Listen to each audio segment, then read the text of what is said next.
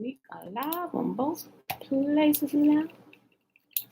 My adjustment of the screen.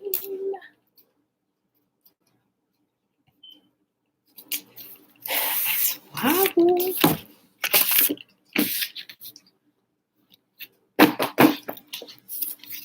Pen.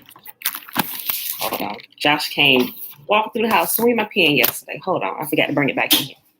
Hold on, y'all.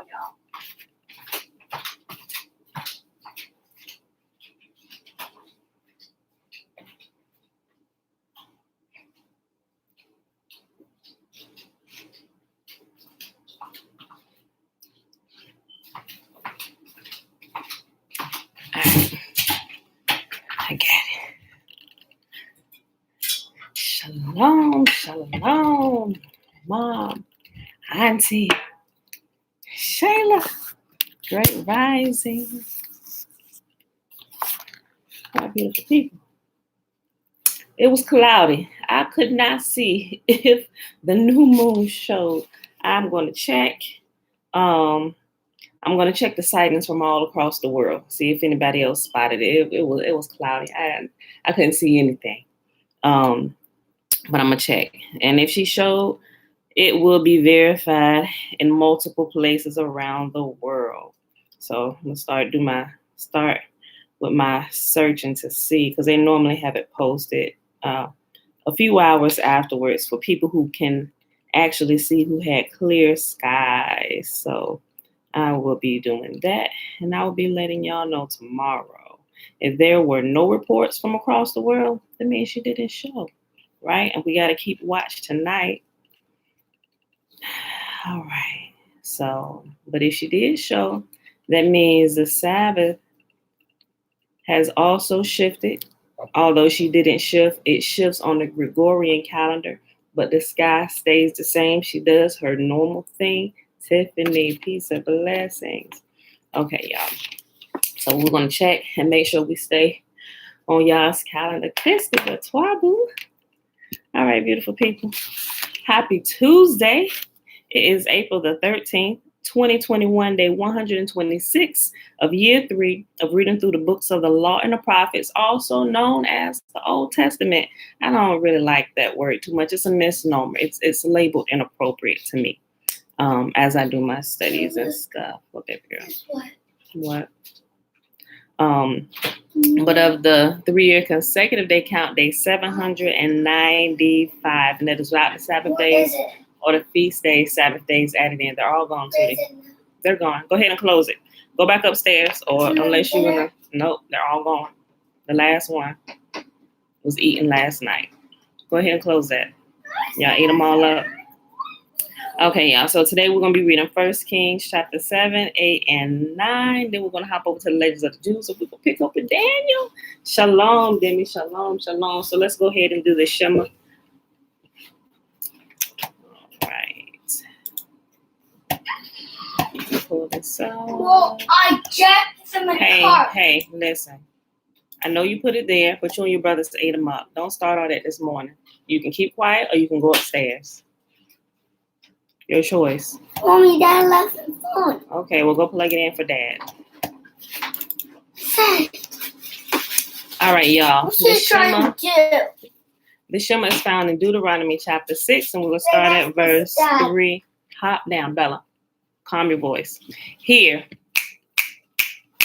therefore, O Israel, and observe to do it, that it may be well with you, that you may increase mightily, as Yahuah, the God of our fathers, has promised us, in a land that flows with milk and honey. Hear, O Israel, Yahuah, our God, he is one God, and you shall love Yahuah your God with all your heart, and with all your soul, and with all your might. And these words which I command you this day shall be in your heart, and you shall teach them diligently unto your children, and you shall talk of them when you sit in your house, and when you walk by the way, and when you lie down, and when you rise up. And you shall bind them for a sign upon your hand, and they shall be as frontlets between your eyes. And you shall write them on the posts of your house and on your gates. And Yahuah commanded us to do all these statutes, to fear Yahuah our God for our good always, that he might preserve us alive as it is at this day, and it shall be our righteousness. And it shall be our righteousness. One more time. And it shall be our righteousness if we observe to do all these commandments before you who are our God as he has commanded us. Okay, y'all. So let's go ahead and hop over to 1 Kings. All right, y'all. 1 Kings chapter 7. Solomon builds his palace. Solomon also built a palace for himself, and it took him 13 years to complete the construction. One of Solomon's buildings was called the Palace of the Forest of Lebanon. It was 150 feet long, 75 feet wide, and 45 feet high. There were 4 rows of cedar pillars, and great cedar beams rested on the pillars. The hall had a cedar roof. Above the beams on the pillars were 45 side rooms, arranged in 3 tiers of 15 each. On each end of the long hall were 3 rows of windows facing each other. All the doorways and doorposts had rectangular frames and were arranged in sets of 3 facing each other. Solomon also built the Hall of Pillars, which was 75 feet long and 45 feet wide. There was a porch in front, along with a canopy supported by pillars. Solomon also built the throne room, known as the Hall of Justice, where he sat to hear legal matters. It was paneled with cedar from floor to ceiling. Solomon's living quarters surrounded a courtyard behind this hall, and they were constructed the same way. He also built similar living quarters for Pharaoh's daughter, whom he had married. And remember also, like right in between verse 7 and verse 8, where it says Solomon built a throne room, and then the verse 8 talks about his living quarters. And in the Legends of the Jews, it kind of expounds on verse 7 a whole lot and tell you exactly what he built in the throne room and how his throne and his chair, his throne, how it was built and all the mechanics behind it, and how when he stood on the first step, it kind of gradually through the mechanisms and how it was created with the animals, the gold animals, the lions and the eagles and stuff. It was almost like this escalator type thing, but each step kind of guided him to the next, So anybody, when they ransacked Jerusalem and they took over his throne and they stole that, it took a whole lot of people to move that throne. But when they got it to Babylon or wherever they took it to, when they tried to use it, all of them were hurt. They got some, I think one person, if I remember correctly, one of them died because he didn't understand how it worked. Everybody else got hurt really badly. Even Nebuchadnezzar, it hurt him real good, right? But they had it, but nobody ever dared try to ascend it again, right? Because it was they didn't know how it worked, and they were completely afraid of it. Okay. Solomon also built the throne room known as the Hall of Justice, where he sat to hear legal matters. It was paneled with cedar from floor to ceiling. Solomon's living quarters surrounded a courtyard behind this hall, and they were constructed the same way. He also built similar living quarters for Pharaoh's daughter, whom he had married. From foundation to eaves, all these buildings were built from huge blocks of high-quality stone, cut with saws and trimmed to exact measures on all sides. Some of the huge foundation stones were 15 feet long, and some were 12 feet long. The blocks of high-quality stone used in the walls were also cut to measure, and cedar beams were also used. The walls of the great courtyard were built so that there was one layer of cedar beams between every 3 layers of finished stone, just like the walls of the inner courtyard of Yahuah's temple with its entry room. King Solomon then asked for a man named Huram to come from Tyre. He was half Israelite, since his mother was a widow from the tribe of Naphtali, and his father had been a craftsman in bronze from Tyre. Huram was extremely skillful and talented in any work in bronze, and he came to do all the metal work for King Solomon. Huram cast 2 bronze pillars, each 27 feet tall and 18 feet in circumference. For the tops of the pillars, he cast bronze capitals, each 7.5 feet tall. Each capital was decorated with 7 sets of lattice work and interwoven chains. He also encircled the lattice work with 2 rows of pomegranates to decorate the capitals over the pillars. The capitals on the columns inside the entry room were shaped like water lilies, and they were 6 feet tall. The capitals on the 2 pillars had 200 pomegranates in 2 rows around them, beside the rounded surface next to the lattice work. Hiram set up pillars at the entrance of the temple, one toward the south and one toward the north. He named the one on the south Jachin and the one on the north Boaz. The capitals on the pillars were shaped like water lilies, and so the work on the pillars was finished. Then Hiram cast a great round basin 15 feet across from rim to rim called the sea. It was 7.5 feet deep and about 45 feet in circumference. It was encircled just below its rim by 2 rows of decorative gourds. There were about 6 gourds per foot all the way around, and they were cast as a part of the basin.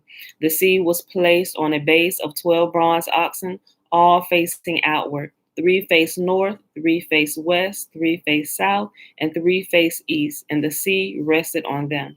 The walls of the sea were about 3 inches thick, and its rim flared out like a cup and resembled a water lily blossom. It could hold about 11,000 gallons of water.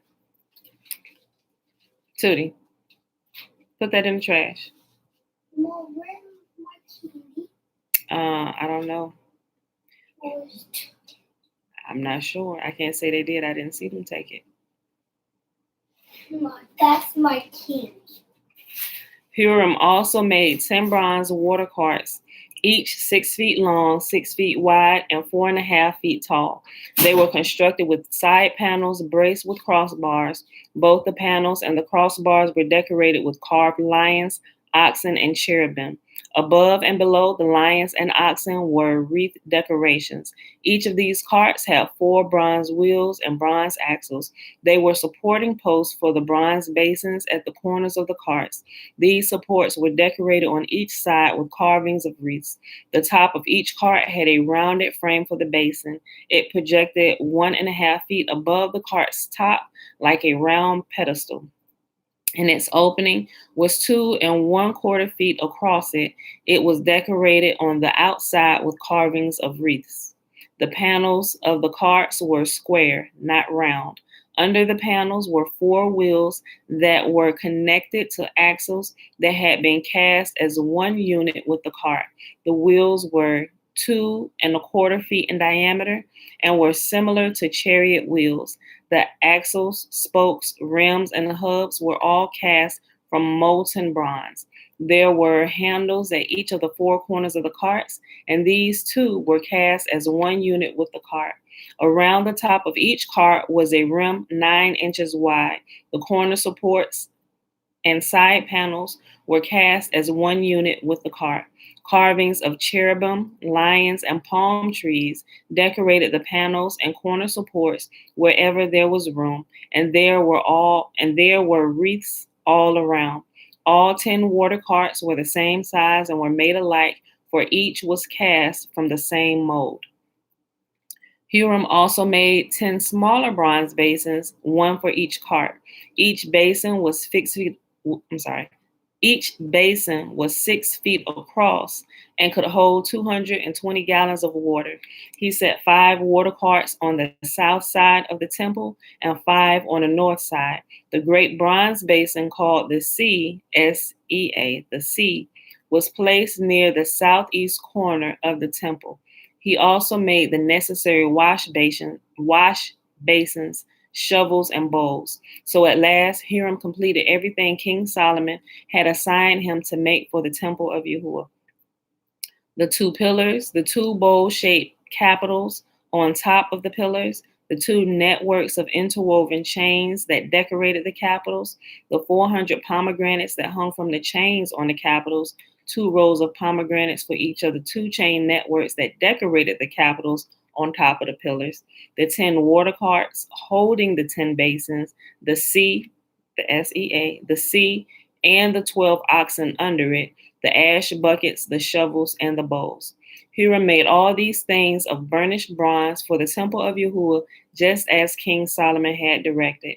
The king had them cast in clay molds into the Jordan Valley between Succoth and Zarethan. Solomon did not weigh all these things because there were so many. The weight of the bronze could not be measured. Solomon also made all the furnishings for the temple of Yahuah, the gold altar, the gold table for the bread of the presence, the lampstand of solid gold, 5 on the south, 5 on the north, in front of the most holy place, the flower decorations, lamps, and tongues, all of gold, the small bowls, lamp snuffers, bowls, ladles, and incense burners, all of solid gold, the doors for the entrances to the most holy place, and the main room of the temple with their fronts overlaid with gold. So King Solomon finished all his work on the temple of Yahuah. Then he brought all the gifts his father David had dedicated, the silver, the gold, and the various articles, and he stored them in the treasuries of Yahuah's temple.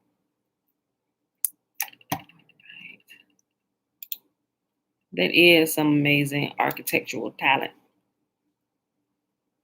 We can see these gifts in some of our people and a lot of our people today, right? And not just our nation, in other nations as well.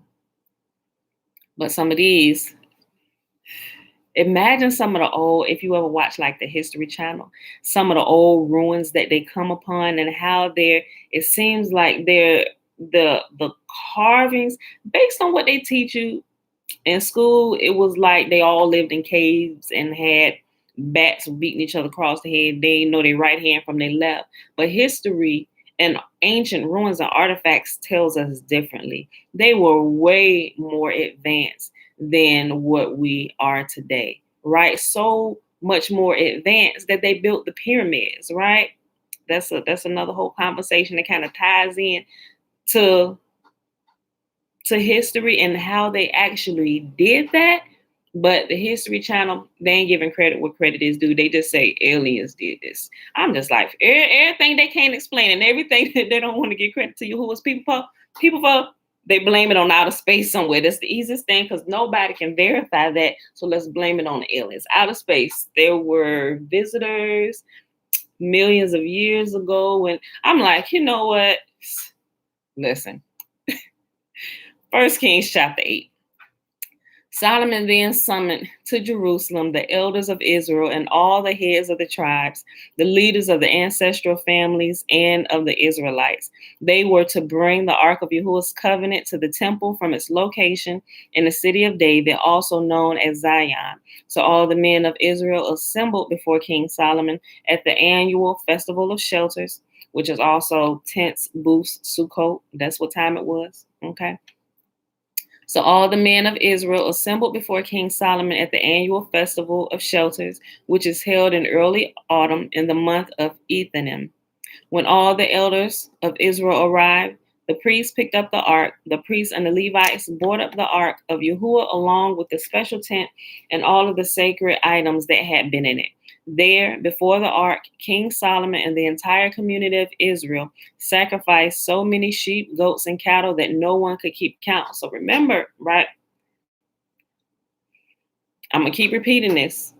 Remember when they're doing sacrifices, you need to exchange that word sacrifice for food, right? Because remember, when they get together, I try to make this explanation as simple as possible, but still keeping it accurate.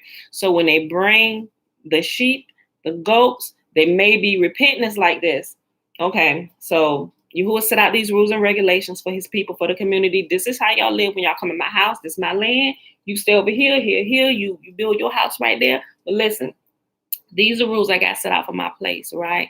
Don't do this, don't do this, don't do this. You do that, the land gonna continue to grow, flourish, everybody gonna be fed. Y'all not gonna, it'll keep the fights down amongst one another.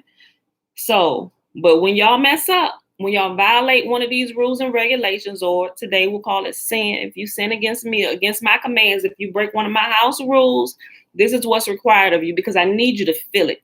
Not just down in your shana, not down in your spirit. I need you to feel it in what you have. So I want you to bring me the best of your flock And we're going to call this atoning for your sin. Bring the best of your flock. And we need to come in here and we need to have a come to your senses moment, right? But I need you to feel it in your pockets too, right? Because remember, this was their cattle, their sheep, their goats. It was a part of their wealth, right? Not just the money that they had, because Scripture, Yahuah talks about monetary money that even when it talks about tithes, Yahuah always speaks of tithes as food. Matter of fact, he labels them side by side. You bring this, matter of fact, when they go up to Jerusalem, right? They should bring a tithe, or they should bring what they gonna eat, because what they sacrifice or what they slaughtered and cooked, it was always food, right? But you come, let's have a family meeting, but you providing the food today, son, or you're providing the food today, daughter. This is what you need to bring, right? And it always had to be the best. So if you going out here, you contemplating sin, you probably really need to think this through. Okay, so if I go out here and do this, I know at the very least it's gonna cost me the very best of my flock. Sin, the best of my flock. Sin, Yahuah put these rules and regulations there to cause you to think, because when you sin or when you violate rules, when you violate his covenant, you violate him, you violate yourself, or you violate somebody else, it should hit you real deep, right? And it should shock you and break your state to make you think, I should not have done this, because it's actually what I'm doing is not just hurting them, or I think I'm gratifying myself, but it's actually going to hurt my pockets.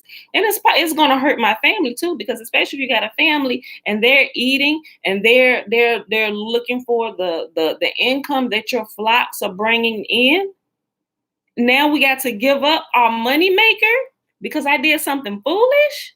It should make you think, right? So it's not like, oh, we sacrificing. No, it's wrong thinking. It's completely wrong thinking. Matter of fact, as we read it, it continues to tell us that it's food, right? The priests, when they came together to bring their offering or their sacrifice, Yahuah told him, he said, okay, so this is what you do. The priests were essentially like butchers, right? They're the meat carvers and stuff. They got all the utensils in the temple. They got a big kitchen, right? I know people don't think about this, but it's clear in plain language. So Yahuah said, okay, when you bring it in, okay, this is this, okay, all right. So while we're cooking, you need to tell, go ahead, while they're in the kitchen cooking, tell us what you did, son, or tell us what you did, daughter. Yep, watch this. Your best, this was your big money maker. Oh, but you didn't think about this when you was out there sinning in the streets, huh? You knew the rules that this way you were going to bring it, so you must not have cared. Okay, well, we all going to eat. Thank you for this food we all about to receive for the nourishments of our bodies, right? I know I added an extra S on one of them words. Don't kill me for the Ebonics, y'all, because some people, they don't get the humor and sarcasm. So Yahuah told him, he said, okay, so priest, house of Levi, when you slaughter these animals, you do it in the most humane way, right? And he said, you do it this way. He said, you don't drink the blood, you don't eat the fat. He said, that belongs to me. Matter of fact, pour all that out. This is the way you do it. Keep everything clean. He said, when you do this way you clean the meat. This is why we have a habit of washing everything we get. It's in us. It's in us, right? Everything that Yahuah has taught his people is in us. Even the casting of lots. Y'all ever seen our brothers out there shooting dice? They casting lots. They don't even know it, but you can see the principles and the rules and regulations even being displayed ignorantly throughout our nation, right? When Yahuah began to show me that, I'm like, mind blown, right? So this is what you do when you sacrifice. You're essentially just shopping. You about ready to feed the priest and everybody else around, right? So after they clean it, Yahuah tell them how to cook it. Don't eat this part. Put that on the altar. Burn it up. Put that on the grill. Let that burn to complete ashes. Make that a burnt offering to me. Sweet savory. Yep. Right. And then what does he do? What does he say about the meat? That was just sacrifice. He said, this piece belongs to the priest. This piece belongs here. You guys eat this. The rest belongs to you. We need to sit and talk about this. Okay, son, you should not have done this because you caused this, and don't do it again, right? Because you not only hurt yourself, did that, it caused you to lose money out your pocket. Think about it. When you sin, you do something really bad, especially if you have a family, what tends to happen a lot of time, right? You get hit in your pocket. If you get to keep your life, there's some kind of fine or something you get. you possibly could lose your house, you possibly could lose your family, all of those things, all of those principles are there, and it's in plain English. But the way we've been taught it from other people who were not authorized to teach it teaches us a totally different thing, and we cannot make the connection, right? So I just want to bring it out, right? Okay, so remember, they up here at the Festival of Shelters. It's a feast, right? We get together on the appointed feast days. You look at these like you ever had family meetings. I grew up having my family, my mom and dad had we had a weekly family meeting. All right, everybody come on together. Let's talk about what's going on in this house, who did what to who. Same thing. 3 times a year, we want everybody to come up. Daddy needs to talk to everybody. Let's talk about what's been going on, family. You bring the food. We got the grills up here. Y'all bring some of y'all meat. Make sure everybody can, it's the same thing, right? I just want to say that just in case it slipped your memory or you really didn't understand. Okay. Go back. Verse 3. Let me just go back up to verse 2. Yeah. Okay. Let me just start. Let's open the back of cereal. Okay. Go ahead and get some if you would like some, Tootie. Solomon then summoned to Jerusalem the elders of Israel and all the heads of the tribes, the leaders of the ancestral families of the Israelites. They were to bring the Ark of Yahuwah's covenant to the temple from its location in the city of David, also known as Zion. So all the men of Israel assembled before King Solomon at the annual Festival of Shelters, which is held in early autumn in the month of Ethanim. When all the elders of Israel arrived, the priests picked up the ark.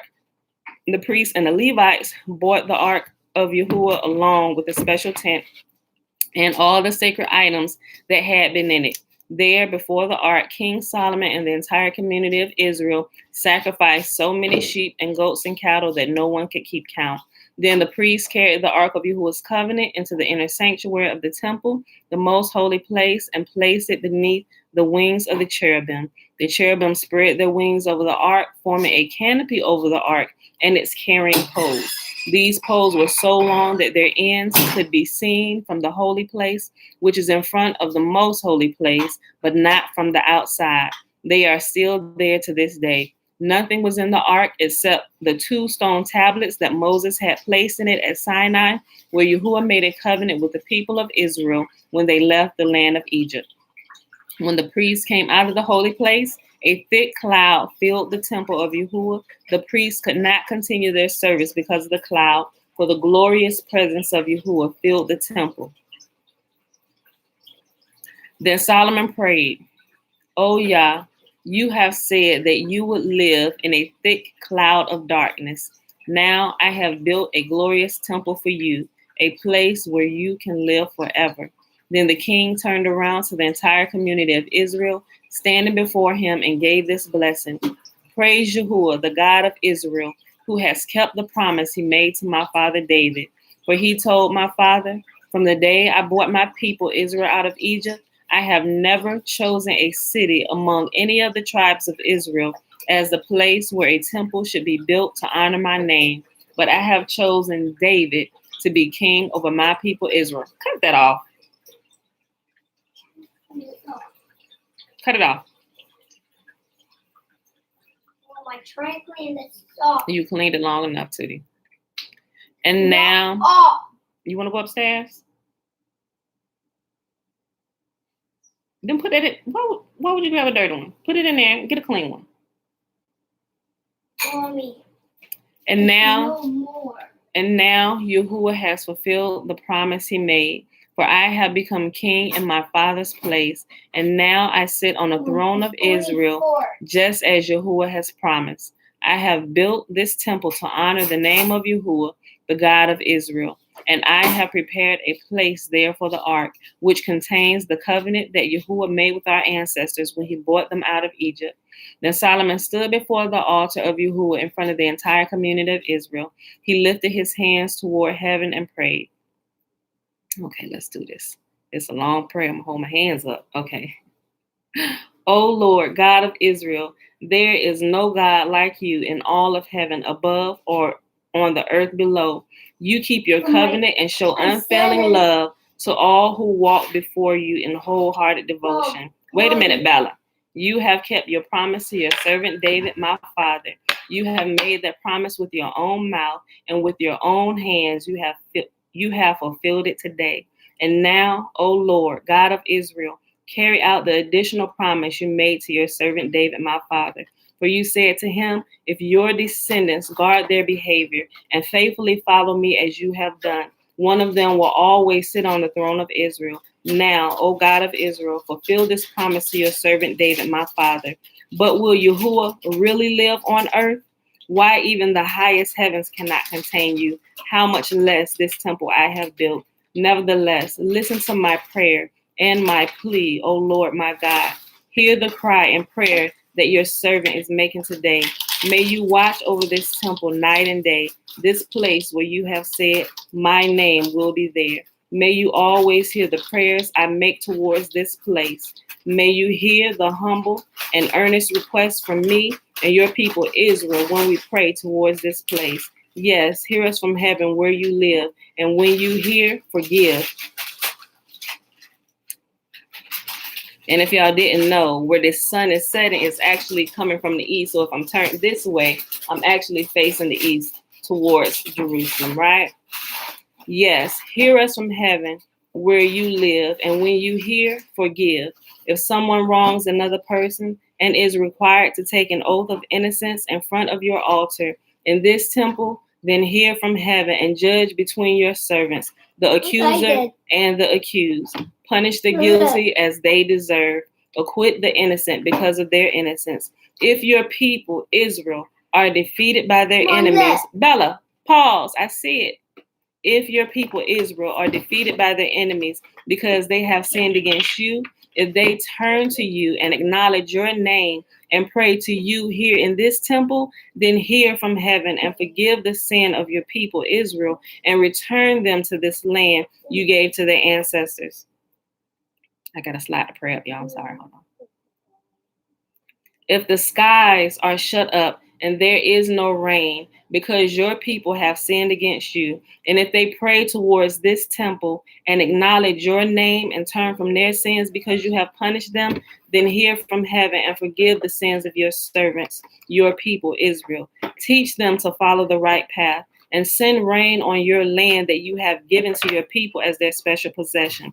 If there is a famine in the land, or a plague or crop disease, or attacks of locusts or caterpillars, or if your people's enemies are in the land besieging their towns, whatever disaster or disease there is, and if your people Israel pray about their troubles, raising their hands towards this temple, then hear from heaven where you live and forgive.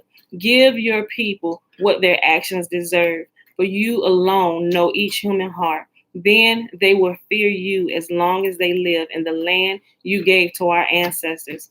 In the future, foreigners who do not belong to your people Israel will hear of you. They will come from distant lands because of your name, for they will hear of your great name and your strong hand and your powerful arm. And when they pray towards this temple, then hear from heaven where you live and grant what they ask of you.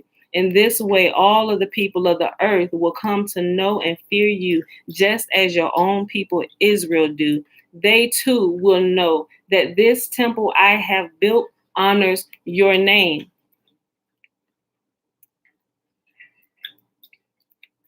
If your people go out where you send them to fight their enemies, and if they pray to Yahuah by turning towards this city you have chosen and towards this temple I have built to honor your name, then hear their prayers from heaven and uphold their cause. If they sin against you, O Yah, and who has never sinned, you might become angry with them and let their enemies conquer them and take them captive to their land far away or near. But in that land of exile, they might turn to you in repentance and pray, we have sinned, done evil, and acted wickedly. If they turn to you with their whole heart and soul in the land of their enemies and pray toward the land you gave their ancestors, towards this city you have chosen, and towards this temple I have built to honor your name, then hear their prayers and their petition. Whew, y'all, hold on. I'm getting choked up. Whew, okay. Thought I was going to be able to keep it together. Hold on. Whew.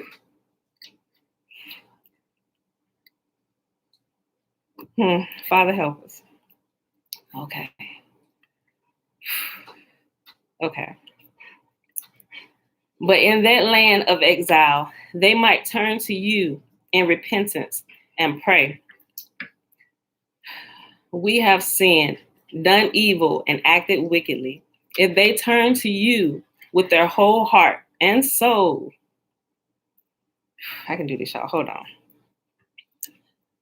If they turn to you with their whole heart and soul in the land of their enemies and pray toward the land you gave to their ancestors, towards this city you have chosen, and towards this temple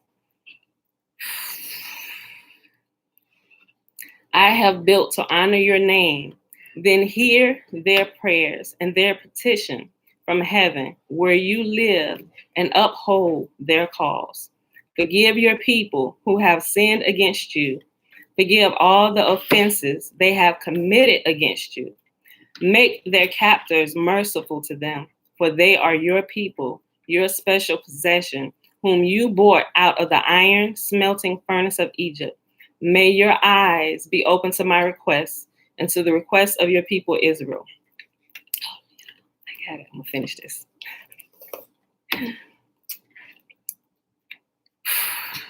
And may you hear and answer them whenever they cry out to you. For when you brought our ancestors out of Egypt, O sovereign Lord, you told your servant Moses that you had set Israel apart from all the nations of the earth to be your own special possession. Whew. When Solomon finished making these prayers and petitions to Yahuah, he stood up in front of the altar of Yahuah where he had been kneeling with his hands raised towards heaven. He stood and in a loud voice blessed the entire congregation of Israel.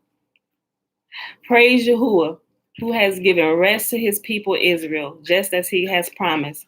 Not one word has failed of all the wonderful promises he gave through his servant Moses. May Yahuah our God be with us, just as he was with our ancestors, and may he never leave us or abandon us. May he give us the desire to do his will in everything and to obey all the commands, decrees, and regulations that he gave our ancestors. And may these words that I have prayed in the presence of Yahuah be before him constantly, day and night, so that Yahuah our God may give justice to me and to his people Israel, according to each day's need. Then the people over all the earth will know that Yahuah is God alone, and there is no other. And may you be completely faithful to Yahuah our God. May you always obey his decrees and commands, just as you are doing today. Then the king and all Israel with him offered sacrifices to Yahuah.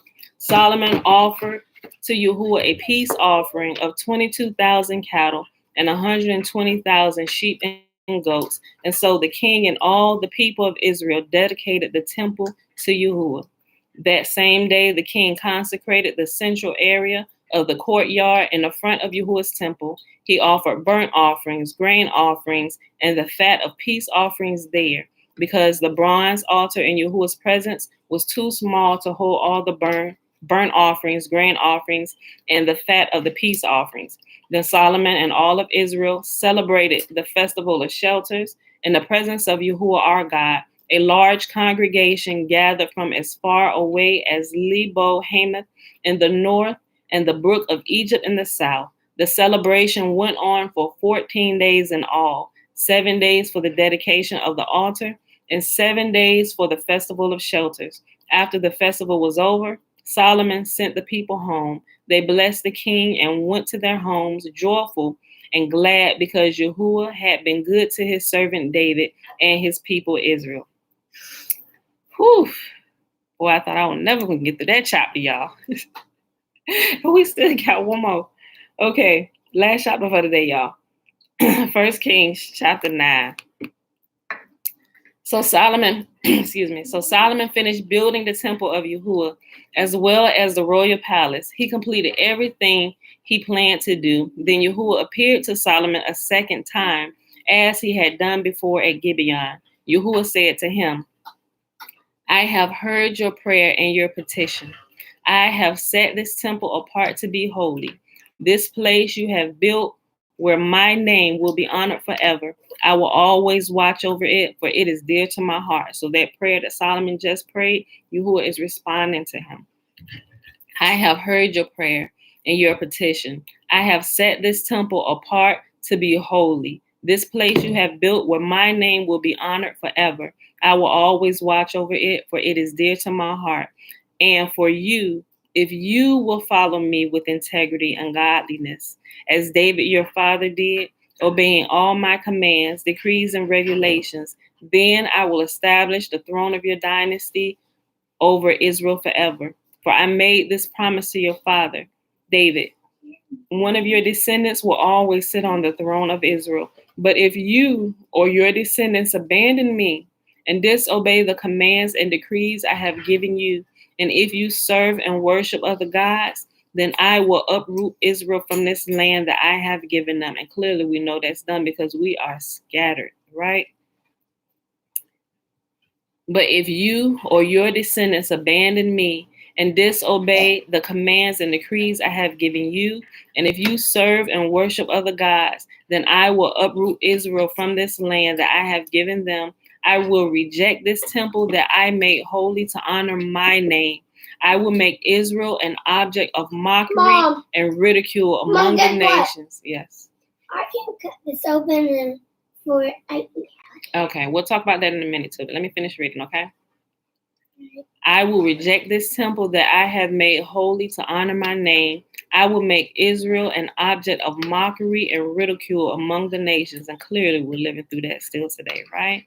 And though this temple is impressive now, all who pass by will be appalled and gasp in horror.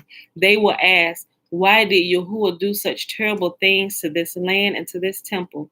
And the answer will be, because his people abandoned Yahuah, their God, who brought their ancestors out of Egypt, and they worshiped other gods instead and bowed down to them. This is why Yahuah has brought all these disasters on them.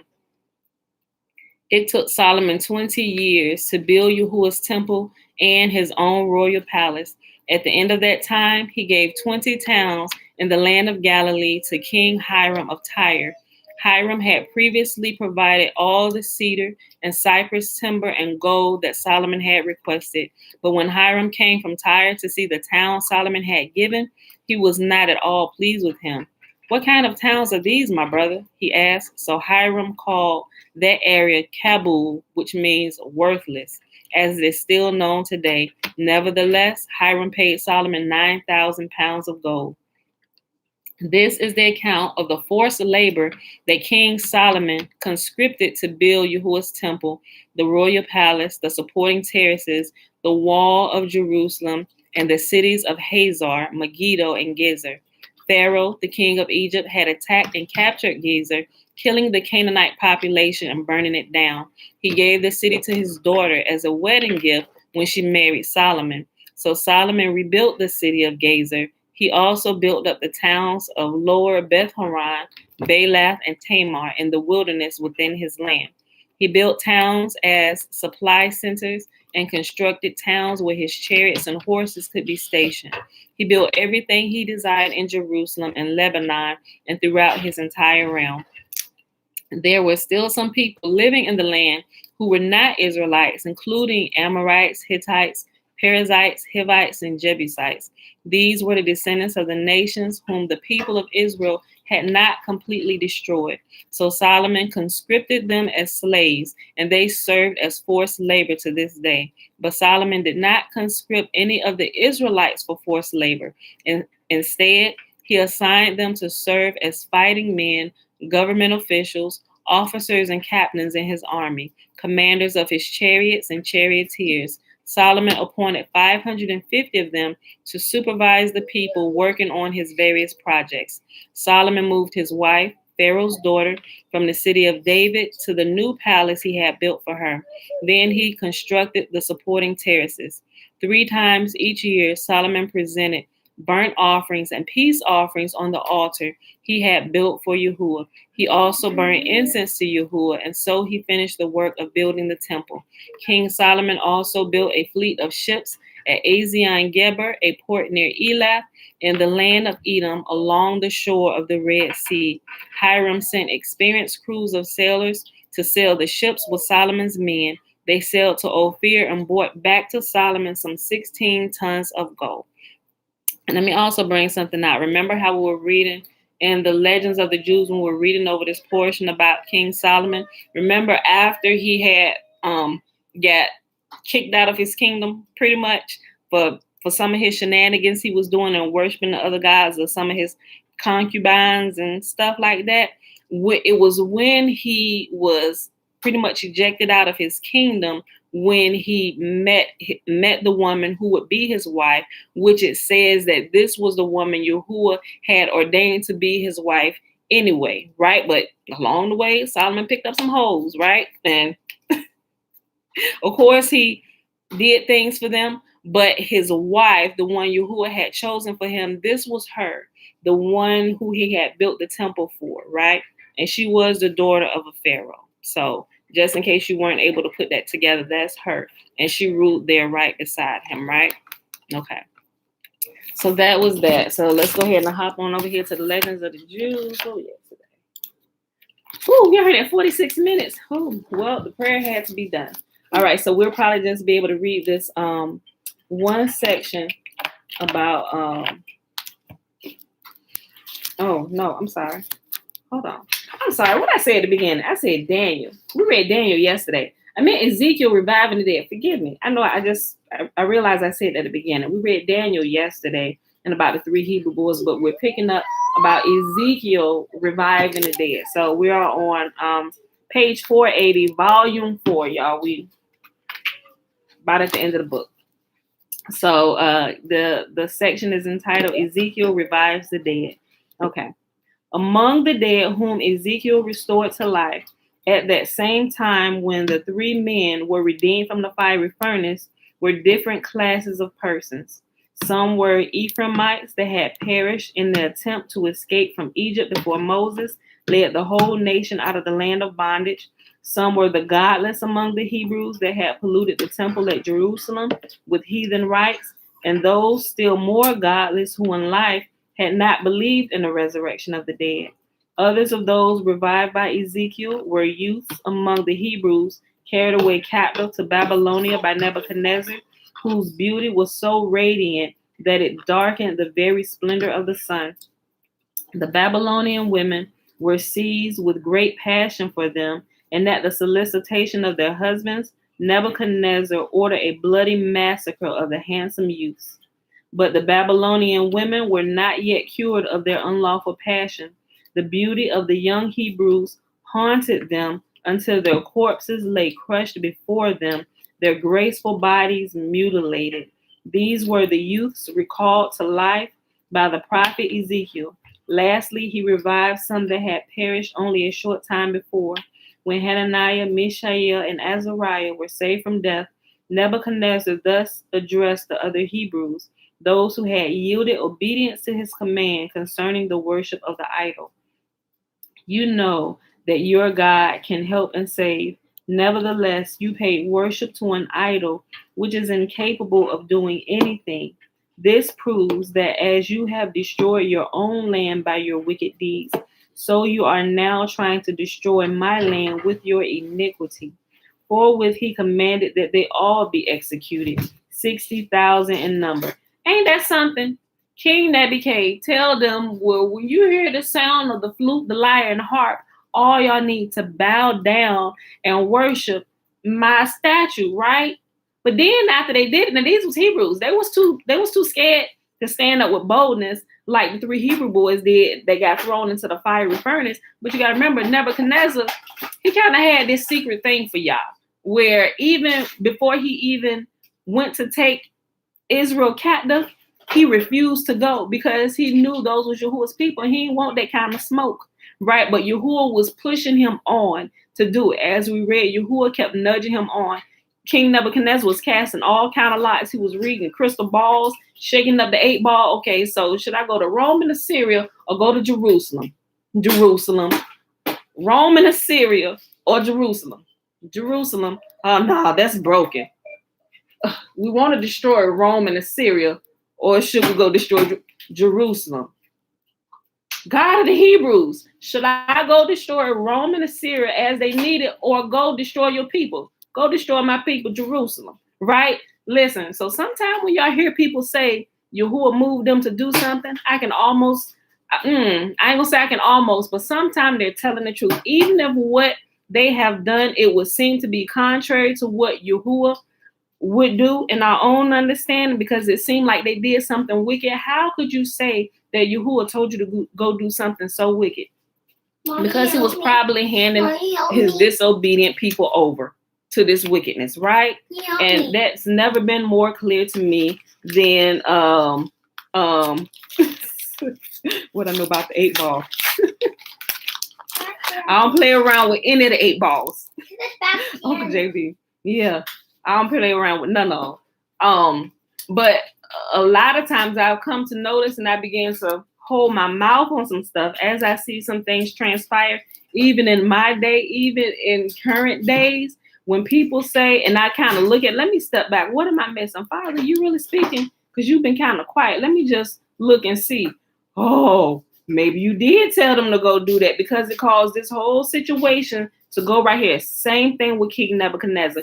Yahuwah truly and did told a heathen king to come after his people, because what was his people doing? He was constantly talking to his people. Y'all get this right. Stop doing this. Stop doing this. He said, because if you don't, I'm going to bring a heathen king in here, and he's going to disrupt all of this, and then you're going to go into captivity. I really don't want that. Yahuwah is constantly being long-suffering, forgiving. If you would just come to me, stop what you're doing, I help get you cleaned up. But I can't allow this to continue to go on, right? I can't continue to tear my house down. Y'all gonna have to go sooner or later. I would much rather for y'all stay. We'll get this together. We'll work this out. We can stay. We'll make this better than before. But if not, you just gonna continue being rebellious. Now listen, I got to call reinforcements to come get you out of here, because you're not gonna leave of your own free will. So I got to come get them and drag you out the house, right? And that's what that's what Yahuwah commissioned King Nebuchadnezzar, the king of Babylon, to do. And when King Nebuchadnezzar was on assignment from Yahuwah, Yahuwah called the heathen king, King Nebuchadnezzar, his servants, right? And King Nebuchadnezzar, he was fighting against it, but he was just, listen here, look, I don't want no smoke with you. But Yahuwah even blessed him in the process. And even when he took them, King Nebuchadnezzar, he was good to Yahuwah's prophets, right? Because he didn't want no smoke. He was just, look, I'm going to do it because Yahuwah forced me to do it. So I know you his prophets, and y'all keep this, so I'm gonna keep y'all. Make sure y'all take care of Daniel, take care of them, take care of Jeremiah, don't take care of Isaiah, take care, don't do nothing, don't y'all lay your hands on them, right? They knew what was up. So with them understanding all this, all them people, bring it back to what I was saying about everybody that King Nebuchadnezzar told to bow, the Hebrews that he told to bow and worship his image. After they had bowed, King Nebuchadnezzar, also knowing what Yahuwah's commandments say and what his people should do, and this was a big no-no for them, and they did it. And the only 3 that had enough bones were 4, but Yahuwah sent him away. But the only 3 that had enough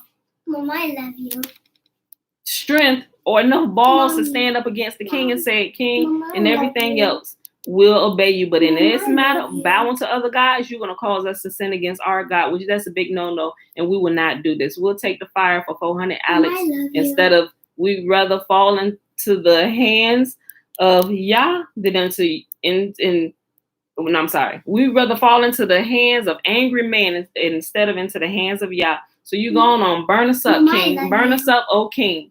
Because we got enough faith that Yah will come save us. And even if we don't, let it be known unto you this day, we will not bow to your filthy image. Right? So this is what happened. King Nebuchadnezzar knew all of that. And so now, after all of this has transpired, he goes back and he addresses all the Hebrews that bow to his image. Right? Listen. Hold on. Let me go back. When Hananiah, Mishael, and Azariah were saved from death, Nebuchadnezzar thus addressed the other Hebrews, those who had yielded to obedience to his command concerning the worship of the idol. You know that your God can help and save. Nevertheless, You paid worship to an idol, which is incapable of doing anything. This proves that as you have destroyed your own land by your wicked deeds, so you are now trying to destroy my land with your iniquity. Forthwith he commanded that they all be executed. 60,000 in number. 20 years passed, and Ezekiel was vouchsafed the vision which Yahuah bade him to repair the valley of Dura, where Nebuchadnezzar had set up his idol and had massacred the host of the Hebrews. Here Yahuah showed him the dry bones of the slain with the question, can I revive these bones?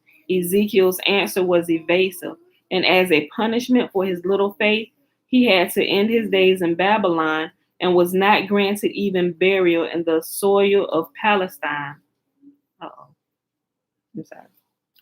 I thought it threw it off. Sorry. Okay. Amazon. Hold on. That's not for us, Pooh. It is. Okay, we'll wait for the package then.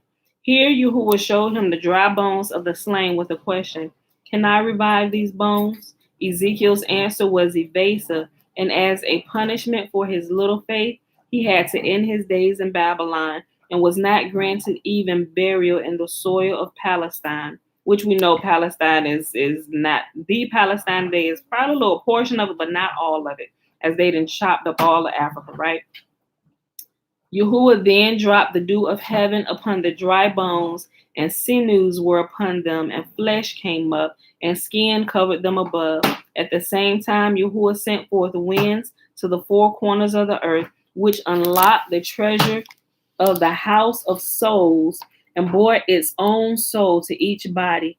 All came to life except one man, who, as Yahuah explained to the prophet, was excluded from the resurrection because he was a usurer. In spite of the marvelous miracle performed from them, the men thus restored to life wept because they feared they would have no share at the end of time in the resurrection of the whole of Israel. But the prophet assured them in the name of Yahuah that their portion in all that had been promised to Israel should in no wise be diminished. Okay, let's pause right here since we have 57 minutes, y'all. Okay, we'll pause right here, and then we'll pick this up tomorrow since we are already at 57 minutes, and I think this is going to take us over our hour mark today. So we'll pause right here. So that was, we picked up in the Legends of the Jews with Ezekiel reviving the dead, page 480 all the way to page 481. Okay, somebody asked about what I was reading from. Footsteps for Jesus Christ bride. Wait a minute, Pooh. We're reading from the Legends of the Jews, and I explained in a few books where this book came from. It's actually, this book was published in 1909, but it's a compilation of older manuscripts and scrolls that a rabbi had access to that not a lot of people have access to. So with permission and going through, because different nations have some of the scrolls and some of the same stories. So what he did in his travels and his studying and his research, the different nations that he had traveled to who had portions of history from Israel, the portions that they had that were alike, where they all had the same story, that it all seemed to flow the same, that was everything that he took and he put in here, which gives some of the, stop it, Bella, which gives some of the expanded story from the Bible, the portions that were not canonized. Now, this is not everything, but this is what the portion that was in pretty much all of those nations that everybody, yes, this is true accounts history. This is all the same. So all of the like stuff he took and compiled to give us more detail of what the canonized version of the Bible gives us. So when Constantine and them canonized some of the letters and slapped the name on it, the Holy Bible, and kind of pushed it out to the nations, it wasn't everything. It's actually really a summary of the bigger story, right? But the summary is good enough to kind of, it'll return you to Yah. But as you begin to read it and study it and like really begin to take it in, you realize, like just from reading it multiple times, you will realize that there's missing information. Like that's just going to come up. Wait a minute. Okay, so all they are referring to different things. Where is this? And it causes you to start searching, right? And they're there. Some things are a lot more accessible than they used to be in the past, but it's all kind of references and everything and where he pulled them from. So all that stuff is available. Like I always do, if you want to take a look at it, I always post. Well, since we've been reading it, I post in the description box if you're here on YouTube, and if you're on Facebook, also the description box. I post where if you want to read it online, there's a link for you. If you want to listen to it on YouTube, there's a few different readings, but the clearest reading that I found and a voice that I could stand to listen to, I also share that so you can listen to it on YouTube. But you can also purchase it from Amazon like I did. I didn't give you a link where I get paid. I don't receive anything. I gave you the same link where I purchased my copy from. It's 4 volumes. They actually have 2. They have this, and they also have another little thick manual that gives you all of the resources, the historical data points and everything, all the data. So if you're a research head, you may want to get that too, because it gives you all the different places and the different nations where they pull stuff from. The scrolls is when I say it's about this thick, it's about this thick, right? And it gives verification on where everything that's in here, where each story was found, all of that. So I got that too. I'm not going to read a reference manual to y'all because it would sound like blah, blah, blah, blah, blah, blah. Yep. Blah, blah, blah, blah, blah, blah, blah. Wonk, wonk, wonk. That's what it would sound like to most people. So that's what I use in my personal study, but it is there for those who want to go and even verify this. Just when you see this pop up, you should also see that reference manual pop up as well. So if you want to verify, get it. I go and I take great strides to verify everything, especially if I'm reading it out. If I've read something that I find out later, oh, wait a minute, guys, I think we might have made a mistake. Maybe not, but I'm kind of leery because of this. So I just wanted to let you know just in case. So you can kind of check behind me while I'm doing some further checking, right? Because I don't want to lead anybody astray. But the information that Yahuah is making available to his people, why not? It only enriches our study, and our understanding. Not that you have to have it, because you really don't. Most people don't. Most people won't, and that's okay, right? But for those people who just need a little bit more and they want to really enrich their relationship with the Most Holy and really understand the plight of his people and what's really going on in the world, these things are, I think they're very good to have, right? And it also, what I've noticed, it gives you another level of compassion for his people, and not just his people, but also the other nations whom he has been long suffering with, who have destroyed his people, right? Because Yahuah said he doesn't take joy in destroying the wicked, right? He desires that all men repent and come to him, even those who have destroyed his people. Now there may be some you might get your tail toe off, you get your butt spanked for some stuff you did, but he desires that you would just get it together, right? Just be a good, decent human being while you walk in this earth. Help other people, right? It simply comes down to that, right? Love Yahuah, love yourself, and love your neighbor as you love yourself. Well, it really comes down to that. It really does when you break it all down. And that's what Yahuah teaches us. It kind of summed that up for you in the New Testament, but I believe going through the Old Testament, actually going through the study materials, through the actual book, and because the New Testament is kind of like cliff notes, you get a deeper understanding. Compassion grows when you take the time to actually study. You know how some people just wait to the last moment, just give me the notes. What you got? Just give me the notes. Let me study off the notes. But you can tell those do much better when they actually go and do the required reading, right? You can see those are the ones who can actually engage in conversation with the teacher. Okay, how many read the syllabus? Oh, I read the syllabus, and I also read the first 3 weeks of work. So can we, wait a minute, we got a star student in the class. Hold on, everybody looking at like, you tripping. Everybody scrolling on their phone. What? I'm give me your notes when you're done. And that's how most people like, give me your notes when you're done. When you got some of the ones, it's like, oh, I need the syllabus. Oh, and the required readings too. The extra ones. Oh, the recommend. Oh, yes, I got to get all those too. I'm kind of like one of them people. I ain't gonna do it. I'm gonna try not to be aggy, but quietly. What resources? You might see me scrolling on my phone and it look like I'm texting, but I'm texting down what the teacher's saying, I'm like, okay, boom, boom, gotta get that. Mm-hmm. What else you said? Mm-hmm. Okay, required reading, boom, boom, boom, boom. Okay, right? Because I've been in that place where it's like, what they say and what they talking about, and I don't like being at that place. I want to be in a place where I can actually engage in meaningful conversation and not just be attacking somebody because I don't agree with their views on something, or because they may not have grown to the level, or maybe they may not have as much information as I have, right? So with me knowing that, I'm also able to have compassion on those that may ask ignorant questions, right? But they're not necessarily ignorant questions.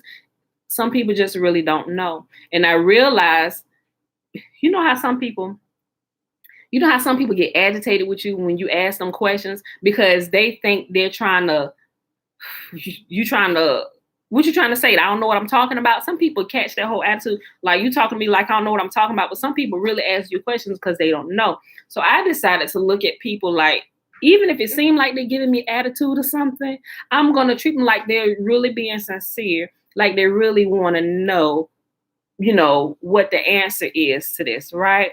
So I see that when I tend to treat people like that, it diffuses arguments that could possibly pop off and blow up, because I'm going to treat you with respect just like I want you to treat me with respect. And let's talk about this. Your views may not be the same as mine. You may not have the information that I have. I may not have the information that you have.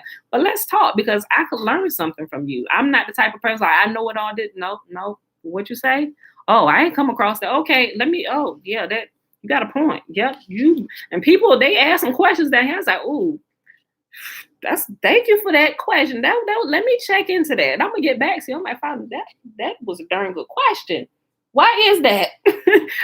So when y'all ask questions, if I don't know, I'm gonna let y'all look. I don't know, but let me look into it and let me know what you come up with, and I'll let you know what I come up with. So but yeah, so I said all that to say it is a thick reference manual that comes along with this that gives all the resources and everything, right?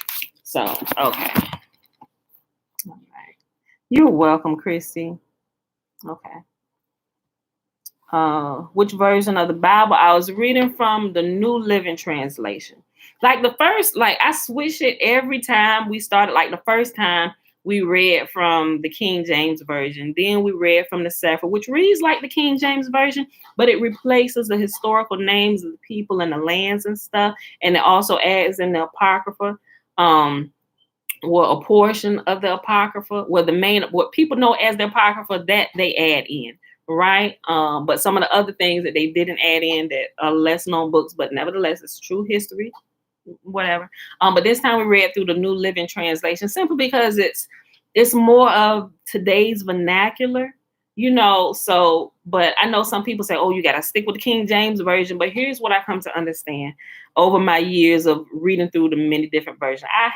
First of all, I have a special love for the New Living Translation as well as the King James. I was brought up on the King James.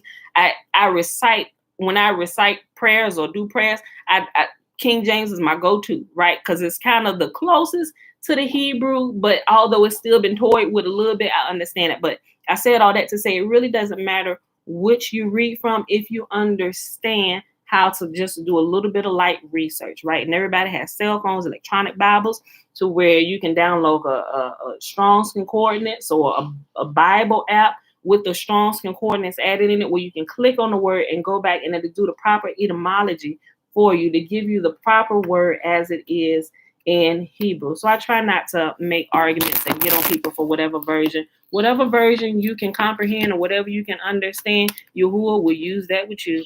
Just like he talked to children on their level, he talked to those in the medical field with medical terms. He talked to those in the construction field and construction terms, because that's what they understand. That's how they think. He talks to you where you're at, and he'll still give you the same interpretation and the same laws and lessons that he give anybody else in any other nation, any other language. However you understand, it's good all the way around. So whichever one you can use that you understand, use that. And use Yah as your guide the entire way through, and you can never go wrong. That's what I want to say about that. Yes, babe. Do you have some wisdom you would like to add, oh great King? I wish he got one. That's my husband. Okay, y'all. So let's go ahead and do the blessing. And get out of here for the day. You shall wait. Okay. All right, y'all. The blessing is found in Numbers chapter 6, verses 22 through 27. Remember, the first 21 verses is the Nazirite vow.